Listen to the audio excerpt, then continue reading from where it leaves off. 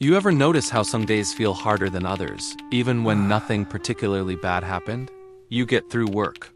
You answer the texts. You show up where you're supposed to show up. But there's this heaviness, like you're moving through water.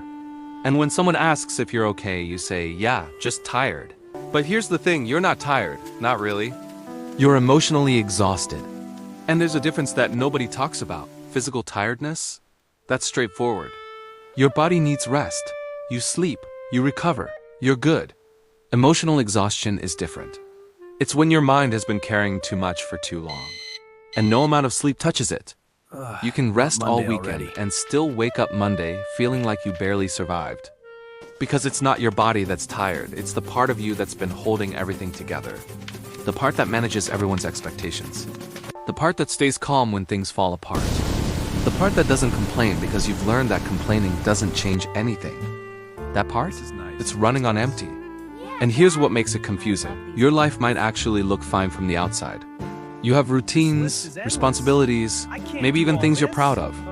But inside, there's this quiet exhaustion that rest doesn't seem to fix. Emotional exhaustion usually starts with one dangerous belief, that being valuable means being unbreakable. Maybe you grew up being the reliable one, the mature one, the one who didn't make things harder for everyone else. So you learn to manage your feelings, put them aside, handle things quietly. And because you handled it well, nobody thought to ask if it was costing you something. Over time, you became the person everyone leans on, the one who absorbs the stress so others don't have to. And if you're someone who feels things deeply, if you're empathetic, sensitive to shifts in energy, aware of unspoken tension, the world doesn't just ask things of you, it takes from you. Every conversation requires you to read between the lines. Every relationship asks you to carry emotional weight that isn't even yours.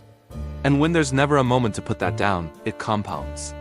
Your nervous system was never designed to be vigilant forever. Eventually, something has to give. For a lot of people, emotional exhaustion doesn't announce itself with tears or breakdowns. It's quieter than that. Everything starts to feel like it's happening behind glass. Present, but not really felt. Happiness doesn't land the way it used to. Things that once excited you barely register.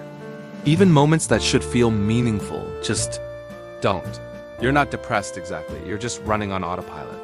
You're going through the motions, but you're not really in your life anymore. And then there's the irritability. Small things that wouldn't normally bother you suddenly feel unbearable. A missed call, someone asking you a simple question. Plans changing at the last minute. You're not being dramatic. Your system is just overloaded. When you've been holding yourself together for months, maybe years, there's no cushion left. Every little thing hits harder because there's nothing absorbing the impact. There's also this strange guilt that shows up. You look around and think, I should be grateful. Other people have real problems. Why can't I just appreciate what I have? But here's the truth. You're comparing your inner chaos to everyone else's public composure. You have no idea what they're battling internally. And they have no idea about yours. So what do you do about it? Here's what doesn't work. Pushing harder, being more disciplined, adding meditation to your already packed schedule. Emotional exhaustion isn't a time management problem. It's a depletion problem. You've been pouring from an empty cup.